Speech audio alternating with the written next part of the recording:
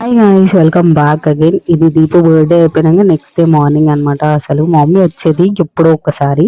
So ఆ ఒక్క రోజు కూడా నాన్ స్టాప్ పొద్దున్న నుంచి ఈవినింగ్ దాకా వర్షం పడుతూనే ఉంది గైస్. మా చిన్నత్త పెద్దత్త మేమందరం కూడా బయటికి వెళ్దాం అనుకున్నాం. సో ఇంకా ఎక్కడికి వెళ్ళలే అనమాట. ఆ వర్షంలో ఇంక ఇంట్లో కూర్చొని మమ్మీతోని అక్క వాళ్ళు అందరు కూర్చొని ముచ్చట్లు పెట్టిరు. సో ఇంకా తర్వాత ఇంకా వర్షం అవతలేదు కదా అని చెప్పేసి మా పెద్దత్త స్నాక్స్ చేయడానికి రెడీ రెడీ అయిందనమాట. సో ఇక్కడ ప్రాసెస్ అంతా చూపించింది కదా, జస్ట్ అందులో చూపించినవి మాత్రమే వేసి చేసింది. సో మంచిగా చేస్తారు. ఏ ఫుడ్ అయినా కూడా చిన్నత్త అయినా పెద్దత్త అయినా మంచిగా చేస్తారు. ఏదన్నా కావాలి అంటే అప్పుడు చేసి ఇస్తారు.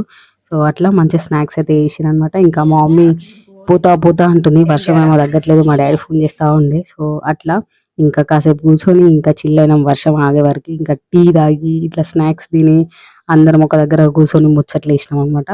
ఇంకా అట్లా వర్షం తగ్గినాక మా మమ్మీ కూడా ఫోన్ మాట్లాడుతుంది మా డాడీతోనే. సో అది ఇంకా అట్లా అయిపోయిన తర్వాత మా అమ్మ అయితే ఇంకా స్టార్ట్ అయిపోయింది అనమాట. ఇది చిన్నత్తయ్య వాళ్ళ ఇల్లు, పక్కనే పెద్దత్తయ్య వాళ్ళ ఇల్లు.